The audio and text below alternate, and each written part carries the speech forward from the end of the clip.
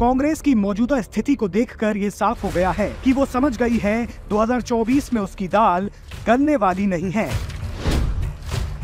इसलिए अब जनता से ऐसे वादे कर रही है जिसका कोई सिर पैर नहीं। इन दिनों दिल्ली हरियाणा बॉर्डर पर आंदोलन जीवी धरने पर बैठे हैं, पर सरकार से कई मांगे की हैं। और ऐसे में मौका परस्त कांग्रेस ने भी किसानों को स्वामीनाथन कमीशन के अनुसार एमएसपी देने का वादा कर डाला। क्या थी स्वामीनाथन आयोग की सिफारिशें?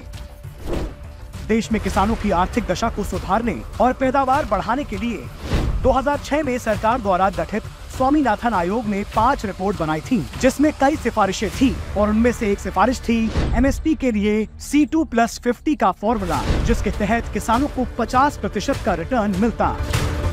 कांग्रेस का दोगलापन। आज कांग्रेस एमएसपी के इस कानून को लागू करने का दावा कर रही है, लेकिन इसी कांग्रेस ने 2010 में स्वामीनाथन कमीशन की सिफारिशें लागू करने से साफ मना कर दिया था, ये कहकर कि इसका असर मार्केट पर पड़ेगा, जबकि उस समय किसानों की स्थिति बदतर थी। 2010 में 15,963 किसानों ने आत्महत्या की थी। देश में महंगाई 12% थी, लेकिन कांग्रेस अपनी जिद पर रही। आज स्वामीनाथन कमीशन की सिफारिश लागू करने से क्या होगा?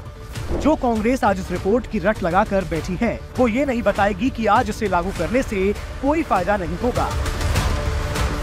मोदी सरकार में किसानों को आज हर आर्थिक सुविधा उपलब्ध है। किसानों को आज डीबीटी के माध्यम से 6,000 प्रति साल की आर्थिक सहायता मिल रही है।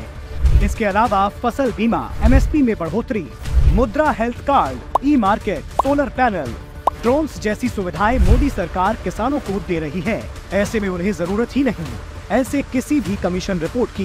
कांग्रेस अगर सच में किसानों के लिए कुछ करना चाहती है तो पहले किसानों से किए अपने कर्ज माफी जैसे वादे पूरे करे, जिन्हें करके वो सत्ता में तो आ गई थी, लेकिन फिर किसानों को भूल गई।